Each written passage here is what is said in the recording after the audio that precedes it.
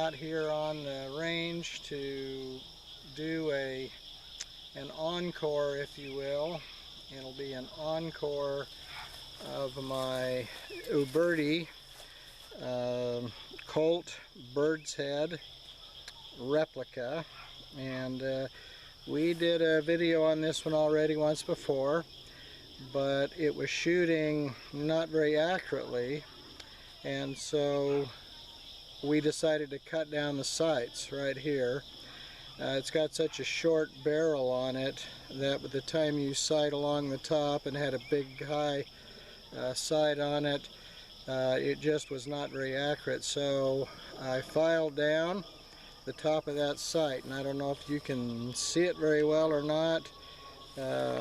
We've kind of got some fading light here with us this evening, but I filed it down, and hopefully that will help in the way it's shooting, and we're going to give that a test right now. This is a 45 Colt, and right now it's loaded with snap caps.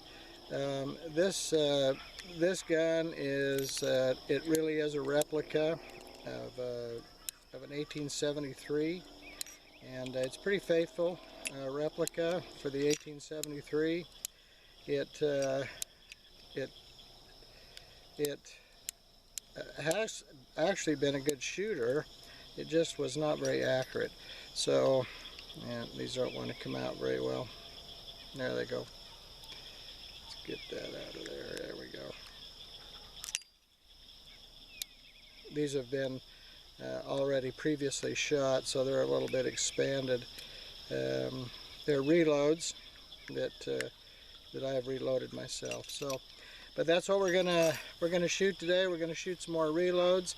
We'll do it on the target down there, and then we'll go down and take a look. Again, 1873 Uberti Birdshead. This is a 3-inch barrel. I really like this gun. This is one of my favorite guns of all time. It really is. And I think maybe since we did it before, I went and got some new springs for it, and I replaced the springs inside of it, the hammer spring and some of the other springs inside I've replaced. So now it has a very nice, easy trigger, and it's very nice, cocks very nicely. Got a lighter trigger on it. Nice gun. So we'll go shoot it right now. Okay, here we go. We're gonna load it up. You open the loading gate, go to half cock, and you load them. I'm just gonna load 6 because I'm just gonna stand here and shoot. And I don't shoot cowboy action or anything, so I don't have to worry about keeping up my training or muscle memory or anything with the load one, skip one. If I were going to go walking around or doing anything, I'd definitely do the load one, skip one, because the hammer on this one, if it was hit, would come forward and fire. So we let the hammer down easy. So I'm going to put my my hearing protection on, and we'll shoot.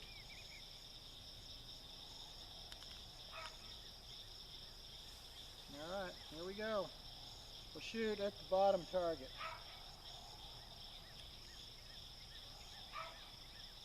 I think my grandson was using these last weekend. All right, here we go. 45 Colt, 1873 Uberti clone with a filed down front sight and a reset spring, new set of springs. All right, here we go.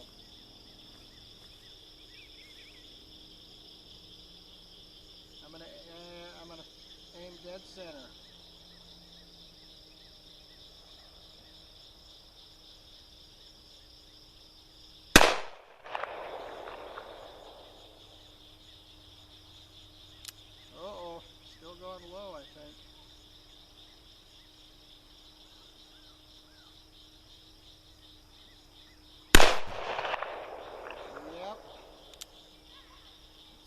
to the top of the target.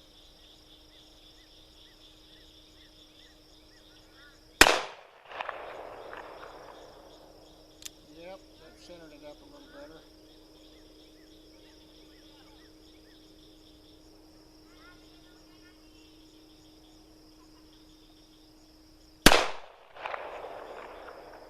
Yep.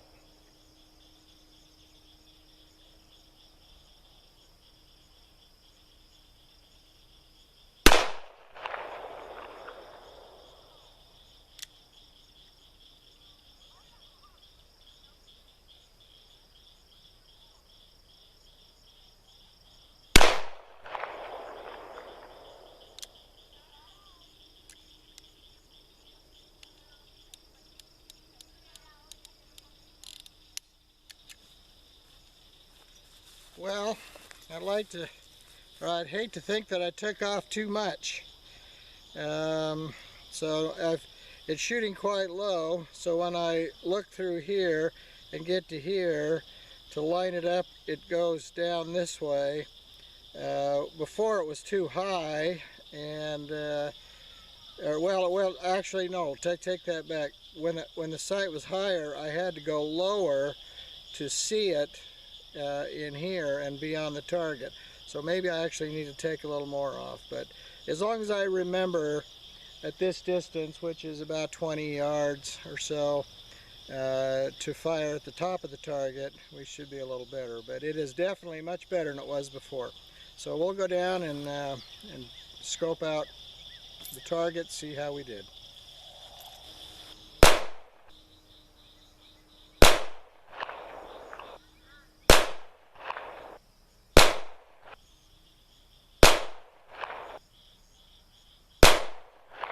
Okay, that wasn't too bad. We got an X right in the dead center, two 10s, so one high, one low, just either side of the X, a 7 and 8. So we were on the target with all the shots.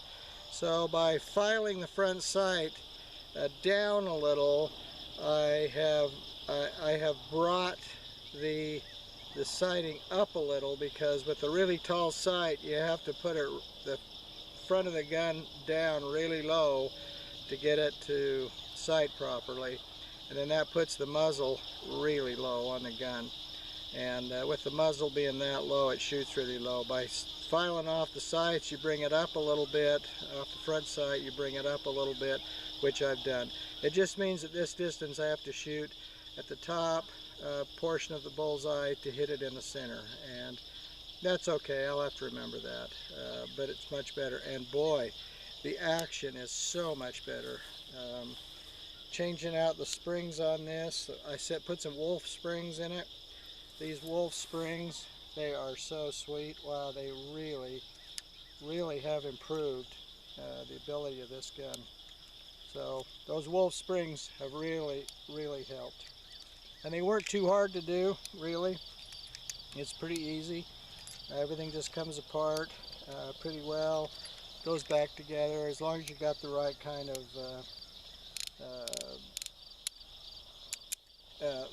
of screwdrivers. So they're like hollow ground or something, so they don't, and they're the right size, so they don't chew up all your screws and things. But that was cool. That worked good. So let's shoot some more.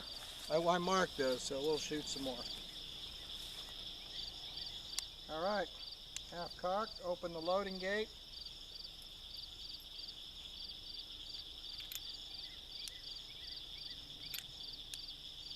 Yeah, I really like the wolf springs. Boy, they lightened this trigger.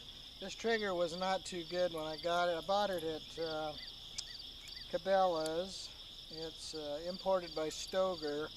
It's a Uberti Birdshead, 1873, and you know, the trigger was a little, I don't know, a little gritty, a little hard. Putting the wolf springs in really slicked it up. All right, here we go.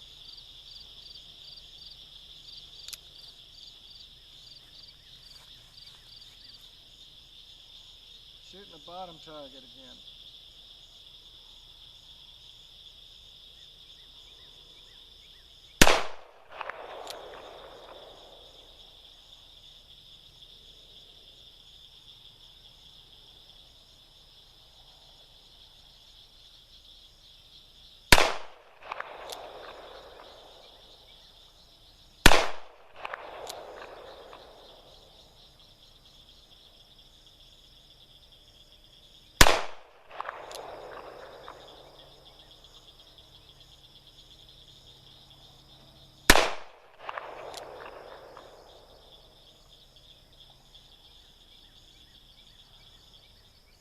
know, with this 45 Colt,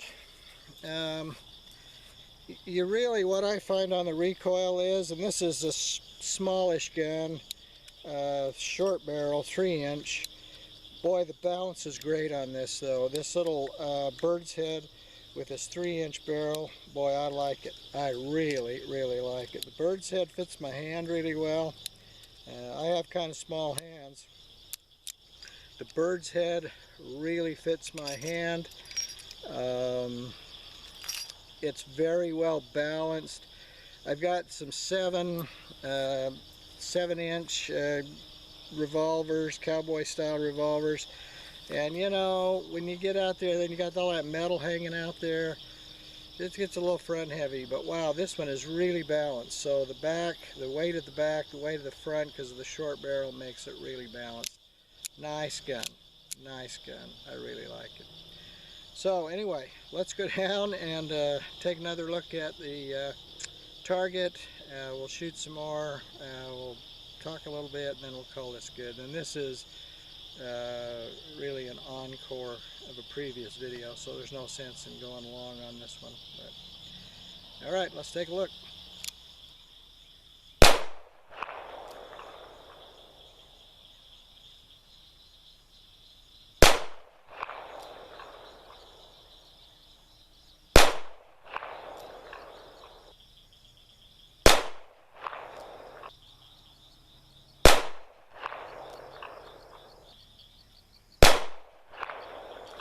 Oh yeah, oh yeah, oh yeah.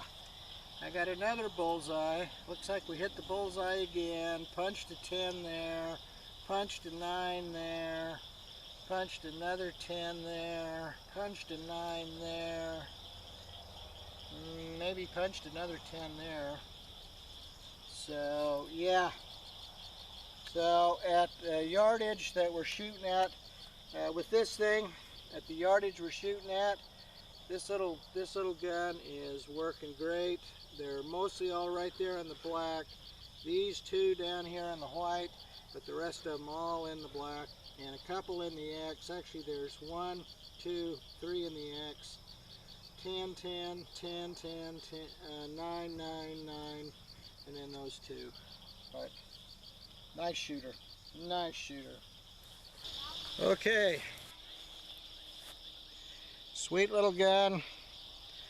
I would say if you have any interest in cowboy guns, cowboy shooting, Old West, this would be, and you could only buy one gun, one cowboy gun, man, I'd say this is the one to get, because fits your hand, shoots great, put some wolf springs in it.